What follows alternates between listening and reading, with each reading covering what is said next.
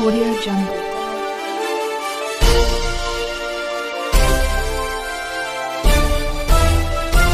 Audio Jungle. नमस्कार, मी यशवंत आणि आपण पाहत आहात बहुजन सैनिक महाराष्ट्र लाईव्ह। जागना है तो जगना पड़ेगा, एक राष्ट्र के लिए, बहुजनों की शान, भारत का संविधान या कार्यक्रमासाठी आपण आज डॉक्टर श्रीपाल सबनी सर या कार्यक्रमासाठी उपस्थित झाले होते।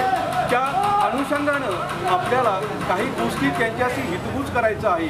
संविधान काय आहे, त्या संविधानाच्या संदर्भामध्ये आपण या गोष्टीचा उहापोह आज करणार आहोत आणि खरंच या भारताचा खरा इतिहास काय आहे ह्या गोष्टी आपण जाणून घेणार आहोत। नमस्कार सर, या कार्यक्रमामध्ये आपलं स्वागत आहे। या कार्यक्रमामध्ये स्वागत करत असताना मला पहिला प्रश्न तुम्हाला असा विचारायचा आहे की भारत हा राष्ट्र आहे, याची संकल्पना कशी मांडता येईल? भारत हे राष्ट्र आहे, हे राष्ट्र होण्यासाठी भौगोलिक जवळी, समाजाच्या समूहाच्या गटाची जवळी आणि एक भावना, एक सूत्रबद्धता, एक वैचारिकता राष्ट्र या संकल्पनेच्या मध्ये अभिप्रेत आहे। त्यामुळे संबंध भारतातले जेवढे समूह आहेत, सांस्कृतिक प्रवाह, त्यांचं सहअस्तित्व आणि सहजीवन हे ज्या धाग्याने गुंतलं जातं ते म्हणजे राष्ट्र। नद्या, नाले, डोंगर म्हणजे राष्ट्र नद्या, त्या नकाशामध्ये विशिष्ट भूभागामध्ये राहणारे वेगवेगळे समूह, वेगवेगळ्या सांस्कृतिक धारा आणि विचारधारा, वेगवेगळे धर्म यांची जी आपसातली एक वीण असते गुंफलेली, जी एकात्मतेची आहे, जी सहजीवनाच्या सातत्याची आहे, त्या जाणीवेनं जे एकत्र राहतात त्यांना राष्ट्र ही संकल्पना म्हणते। बरोबर आहे। आणि मला आणखी एक गोष्ट मला सांगायची की सर, संविधानाच्या दृष्टिकोनातून संविधान हे देशानुसार संविधान चालतं, पण खरंच आजचं संविधान हे देशाच्या इच्छेनुसार चालतं का किंवा देशाच्या इच्छानुसार चालतं का? हे संविधान हे सुप्रीम आहे, सर्व जनतेप्रती इमानदार आहे, लोकशाही या ठिकाणी नांदते आहे। त्या नांदण्यामध्ये, लोकशाहीच्या सिद्धीमध्ये मात्र राजकीय व्यवस्था प्रामुख्यानं कमी पडते आहे। खरा धोका राजकीय कुरूपता, राजकीय स्वार्थ, राजकीय संबंध गटबाजी, राजकीय संबंध वैरभावना ही या लोकशाहीला घातक आहे। खरं म्हणजे लोकशाहीच्या समृद्धीसाठी सामाजिक लोकशाही आणि आर्थिक लोकशाहीचं रूपांतर झालं पाहिजे। ही राजकीय केवळ असून चालणार नाही, शिवाय अशा प्रकारची लोकशाही ही निस्वार्थ राजकारणी व्यवस्थेतून निर्माण होत असते।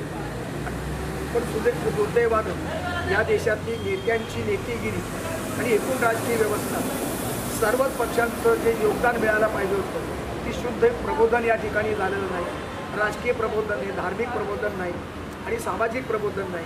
त्यामुळे या लोकशाहीला अनेक संकट निर्माण झालेली आहेत। त्यामध्ये प्रमुख संकट नेतेगिरीचं, स्वार्थी नेते, बदमाश नेते, दूरदृष्टीचा अभाव नसलेले अशा प्रकारचे नेते आणि लोकशाहीची तळमळ नसणारे नेते दुर्दैवानं निवडून दिले जात आहेत। कारण या देशातली जनता अज्ञानी आहे, अपरिपक्व आहे आणि ती कुठल्या तरी स्वार्थाला बळी पडते।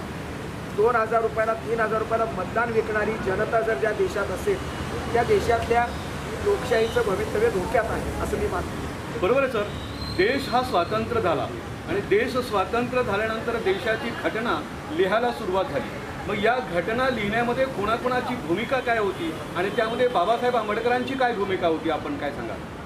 देशाच्या राज्यघटनेमध्ये 295 जवळजवळ सभासदांची ही घटना आहे, व्यापक घटना आहे। पण मसुदा समितीचं प्रमुख अशा प्रकारच्या 7-8 लोकांच्या मध्ये ती मसुदा समिती होती। पण त्याच्यातले बहुतेक सभासद जे आहेत, एक इंग्लंडला गेलेला होता, एक इथे आजारी पडला, एक हजरच राहत नव्हता। अशा परिस्थितीमध्ये बाबासाहेब आंबेडकरांना ही घटना लिहावी लागली, आजारीपणात आडवं पडून सुद्धा लिहावी लागली। त्यांच्या कारकुनांनी त्यांना मदत केलेली आहे। वेळी अवेळी अशा प्रकारच्या मदत करणाऱ्या कारकुनांचे आभार बाबासाहेबांनी ऋण व्यक्त केलेलं आहे। याचा अनेक घटना समितीचे सदस्य वेगवेगळे अशा प्रकारचे भागातून आहेत। सर्व भारताचं प्रतिनिधित्व करणारे शीख, मुस्लिम, हिंदू, बौद्ध अशा जवळजवळ 15 महिला त्याच्यात सभासद होत्या। अशा सर्वांच्या समोर ती घटना दिल्यानंतर त्याच्यात पुन्हा डिबेट झालेला आहे घटनात्मक समितीच्यामध्ये व्यापक डिबेट झाला, काही सुधारणा झाल्या, त्या सुधारल्या, काही डावलल्या आणि त्यातून ही घटना निर्माण झालेली आहे. 2 वर्ष 11 महिने 17 दिवस बाबासाहेब यांनी स्वतः लेखणीतून ती घटना लिहिलेली आहे. जगातल्या सर्व अव्वल दर्जाच्या घटनांचा अभ्यास करून आणि भारतीय परंपरा, भारतीय संस्कृतीचं संचित जपून भारतीय महापुरुष, भारतीय धर्मप्रवाह, भारतीय संत महात्मे या सर्वांची पुण्याई तरी एका संविधानाच्या रूपानं अभिव्यक्त करण्याचा प्रयत्न केला आहे. तो अत्यंत वंदनीय प्रयत्न आहे असं माझं मत आहे. बरोबर आहे सर. एवढं कष्ट करून बाबासाहेबांनी ही घटना निर्माण केली, परंतु आजच्या केंद्र सरकार, आजचं जे केंद्र सरकार आहे ही EVMचा साथ घेऊन घटना बदलू शकते का? नाही, मला असं वाटत नाही. आणि EVMचा साथ, मुळात EVMच्या बद्दल अनेक समज आणि शंका उपस्थित केलेल्या आहेत. आता राहुल गांधींच्या भूमिकेमध्ये तथ्यांश आहे की नाही हे काळ ठरवेल, पण त्यांचा मुद्दा बरोबर आहे. दुसरी गोष्ट, EVMच्या संदर्भात शंका व्यक्त केली जाते आहे आणि म्हणून अनेक निवडणुका या पक्षपाती पद्धतीने निवडून झालेली आहे. पण एकंदरीत अशा प्रकारची घटना राबवताना जो इमानदारी, जी सच्चाई राजकीय पक्षात पाहिजे ती दुर्दैवानं मला दिसत नाही. एक पक्ष म्हणतो काँग्रेस मुक्त भारत असं व्हावं, दुसरा पक्ष म्हणतो भाजप मुक्त भारत. विरोधी पक्षाचं अस्तित्व आणि सत्ताधारी पक्षाचं अस्तित्वाशिवाय लोकशाही नांदू शकत नाही. निकोप लोकशाही, निरोगी लोकशाही निर्माण करायची असेल तर विवेकी जनमत निर्माण करणं आवश्यक आहे. आणि म्हणून बहुतेक मोठ्या प्रमाणावरती जनतेचं प्रबोधन करणं, राजकीय प्रबोधन, सामाजिक प्रबोधन आणि अशा प्रकारची भूमिका, समाजवादी प्रबोधन, सेक्युलर प्रबोधन करणं आवश्यक आहे. आपल्या संविधानाला धर्म कोणताही नाही. सर्व धर्माची समानता, सर्व धर्मांना समान संधी, सर्व नागरिकांना समान सामाजिक न्याय, आर्थिक न्याय हे सबंध समाजवादी विचाराचं ध्येय आहे आणि ते संविधानाच्या गाभ्यामध्ये आहे. आणि अशा प्रकारची संविधानाचं पावित्र्य जपण्याची भूमिका ही राजकीय नेत्यांनी जर ती विकली असेल, देश विकायला काढणाऱ्या नेत्यांच्यामध्ये आपल्या देशाचं भवितव्य सुरक्षित राहू शकत. जनता जागरूक पाहिजे आणि ती काही प्रमाणात जागरूक आहे. ती जागृती वाढली पाहिजे आणि ती जागृती मतदानाच्या रूपानं निर्माण झाली पाहिजे आणि निकोप अशा प्रकारची लोकशाही निर्माण करणं हे आवश्यक आहे. विरोधी पक्षाला पूर्ण टार्गेट करणं हे सत्ताधारी पक्षाचं अत्यंत चूक आहे. विरोधी पक्ष शत्रू नसतो आणि सत्ताधारी पक्षही शत्रू नसतो. विरोधक असू शकतात. विचारांचे मतभेद लोकशाहीमध्ये गृहीतच आहे.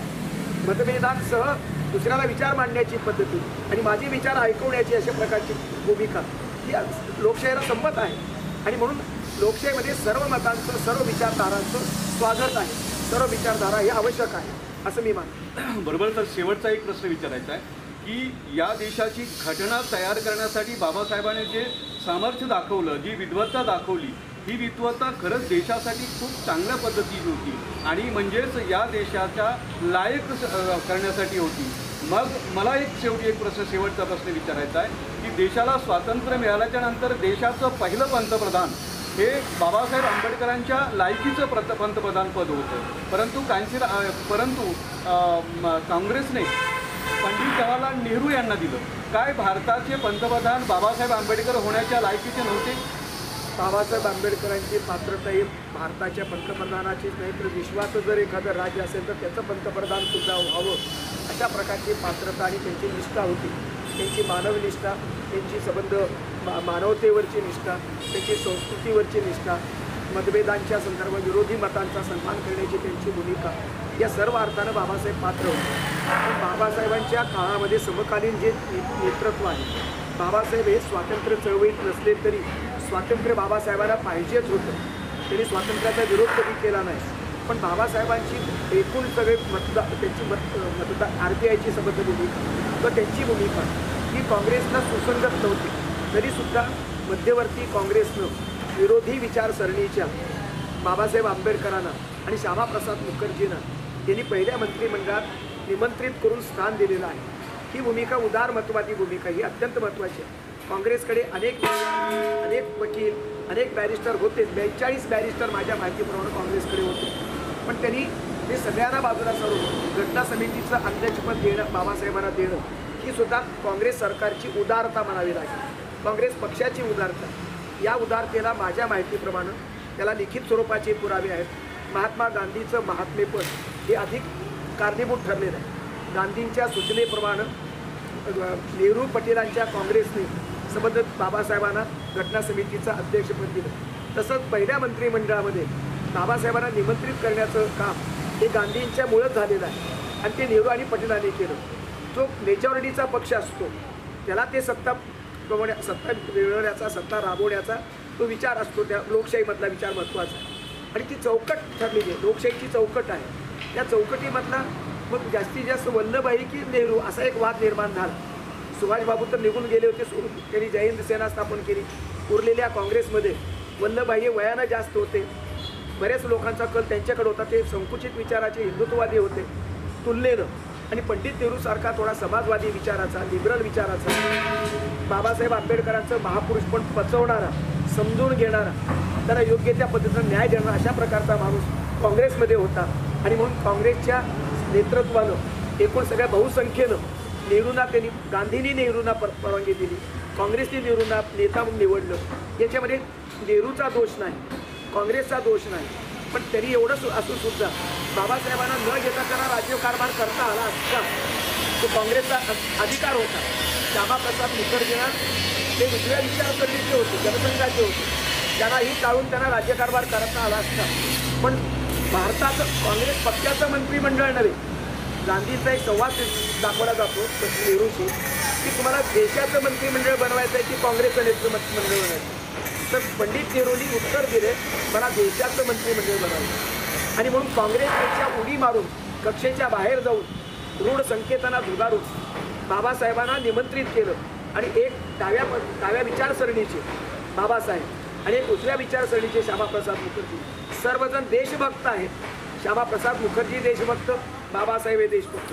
आणि देशभक्ताची किंमत आणि पचवणं हे काँग्रेसला त्यावेळेस आवश्यक होतं, शक्य होतं. आणि म्हणून त्यांनी काँग्रेसचं मंत्रिमंडळ न करता व्यापक अर्थानं संबंध सर्व समाजाचं, सर्व धर्माचं, सर्व नेतृत्व करणारं, सर्व प्रतिनिधींचं अशा प्रकारचं नेतृत्व त्यांनी बनवलं. आणि दोन वेगवेगळ्या विचारसरणीचे लोक त्या ठिकाणी मुद्दाम घेतले. त्यात बाबासाहेबांच्या पात्रतेचा प्रश्न इथे नाही. बाबासाहेबांची पात्रता तर अध्यक्ष होण्याची आहे, पंतप्रधान होण्याची आहे. आणि जगातल्या सगळ्यात मोठ्या राष्ट्राचं जर कृत्य केलं असतं तरी ती बाबासाहेबांची होती. तो बाबासाहेबांचा विद्वत्ता आणि बाबासाहेबांची देशभक्ती ही अव्वल आहे. पण मंत्रिमंडळामध्ये गरीब लोकांच्या, शेवटच्या दलित माणसाचा आवाज बुलंद व्हावा ही प्रामाणिक इच्छा काँग्रेसची होती. त्यावेळेसची काँग्रेस, नेहरूची काँग्रेस ही प्रामाणिक होती, विरोधी विचाराच्या सन्मान करण्याची होती. आणि म्हणून बाबासाहेबांना त्यांनी स्वीकृत करून त्यांच्या मंत्रिमंडळाचा चेहरा उजळ झाला. कारण बाबासाहेब हे त्या संबंध मंत्रिमंडळातली हिरा आहेत, कोहिनूर हिरा म्हणलं तरी चालेल. त्यांच्या भूमिकेमुळं संबंध आदिवासी, दलित, श्रमिक, मजूर, शेतकरी या संबंध सर्वांच्या आपल्याला शांतता मिळाली. किंवा सगळ्यांचं प्रतिनिधित्व ते करत होते. आणि म्हणून त्यांचं मंत्रिपद हे अधिक महत्त्वाचं आहे. आणि म्हणूनच बाबासाहेबांसह सर्व विद्वानांच्या दृष्टीनं हे संबंध काँग्रेसची बहुआयामी अशा प्रकारची भूमिका, उदार भूमिका ही भारताच्या पहिल्या मंत्रिमंडळाला मला दिसून येते. ती उदारता पुढे आता दिसत नाही. विरोधकाला ठेचून मारणं, विरोधकाला संपवणं, विरोधकाला कुठेतरी अश्लील अशा भाषेमध्ये, संकुचित भाषेमध्ये त्याला हिणवणं हीच आता राजकीय संस्कृती निर्माण झाली. त्या तुलनेमध्ये नेहरूची काँग्रेस, महात्मा गांधीची काँग्रेस ही उदारमतवादी, मानवतावादी, समतावादी, ममतावादी अशा प्रकारची मला जाणवते. बरोबर आहे सर. बाबासाहेब आंबेडकरांची भूमिका आणि काँग्रेसची भूमिका काय होती ह्या दोघांवरती आपण चर्चा केली. काँग्रेसची भूमिका जशी बाबासाहेबांच्या समर्थनात किंवा विरोधात होती तशीच आजचं जर आपण पाहिलं तर काँग्रेसला निस्तानाबूत करण्याची भूमिका भाजपा करत आहे. मग भाजपाचा नारा आहे की काँग्रेस मुक्त भारत देश निर्माण करणं. पण मला सांगा की खरंच जर भारतमुक्त काँग्रेस करायचं आहे तर आज भाजपा ही घटना जी दिलेली आहे त्या घटनेच्या नुसार चालतं आहे का, ह्या गोष्टीचा आपण सगळ्यांनी भारतातील लोकांनी विचार करावा. आणि निश्चितच कांशीराम साहेबांनी म्हणण्याप्रमाणे काँग्रेस हे सापणात आहेत तर भाजपा हे नागनात आहे. ह्या देशासाठी दोन्हीही पक्ष एक सापणात आणि एक नागनात आहे.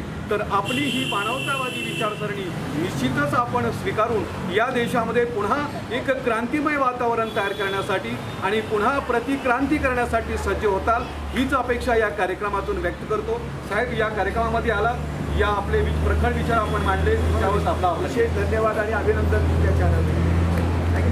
बहुजन सैनिक महाराष्ट्र लाईव्हला लाईक करा, शेअर करा, सबस्क्राईब करा आणि बेल आयकॉनवर क्लिक करा.